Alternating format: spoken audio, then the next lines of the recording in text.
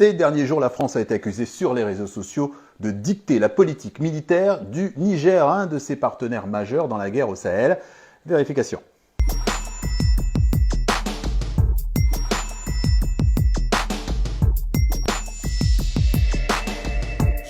Parmi les posts repérés sur Facebook, il y a celui-ci qui indique: selon le journal Washington Post, le président français Emmanuel Macron a formellement interdit au président nigérien Mohamed Bazoum de signer un accord de défense avec la Russie ou d'acheter des équipements militaires russes.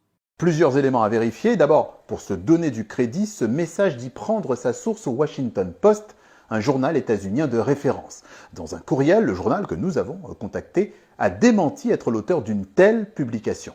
Deuxième élément, les États concernés, la France comme le Niger, ont démenti eux aussi en parlant même d'une manipulation grossière, une manipulation qui sous-entend que les pratiques de la France-Afrique entre la France et ses anciennes colonies d'Afrique ont toujours cours. Mais selon une spécialiste de ces questions de diplomatie, l'époque où un État souverain dictait à un autre État souverain sa politique est aujourd'hui révolue. Cette espèce d'injonction du président français au président nigérien, ce qui est une aberration diplomatique, si vous voulez. Ce n'est pas comme ça que les relations internationales s'effectuent entre deux pays souverains. Et souverain signifie que la France comme le Niger sont libres de leur choix et dans les faits, le Niger, qui doit notamment lutter contre le terrorisme, a signé plusieurs accords de coopération qui lui permettent de renforcer ses capacités militaires.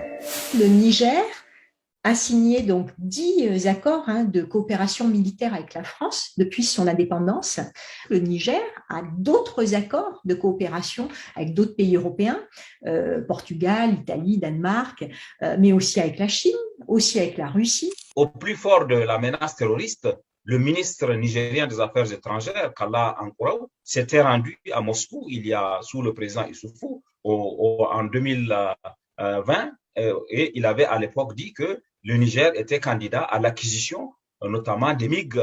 Des MiG, ces célèbres avions de chasse fabriqués en Russie, preuve que le Niger, malgré les rapports privilégiés qu'il entretient avec la France, ne s'interdit rien. Quand il s'agit de défendre ses intérêts, Niamey peut aussi bien s'adresser aux Russes qu'aux Occidentaux. Il n'y a pas une sorte d'horizontalité qui amènerait les pays occidentaux à dicter à leurs alliés africains les décisions qu'ils doivent prendre. La Russie est un pays producteur, un pays qui exportateur d'armes et souvent il y a plus de facilité d'acheter des armes en Russie que de les acheter dans les pays occidentaux. Et le contexte de la guerre en Ukraine n'y change rien. Si le 2 mars 2022, Niamey a condamné aux Nations Unies l'invasion russe en Ukraine, elle s'est abstenue un mois plus tard, le 7 avril, quand il s'agissait d'exclure la Russie du Conseil des droits de l'homme à l'ONU. Les pays africains peuvent être amenés à avoir des positions indépendantes. C'est ce qu'on a vu notamment le 7 avril, un pays comme le Gabon, qui est aussi un allié traditionnel de la France, a été capable de voter contre l'expulsion de la Russie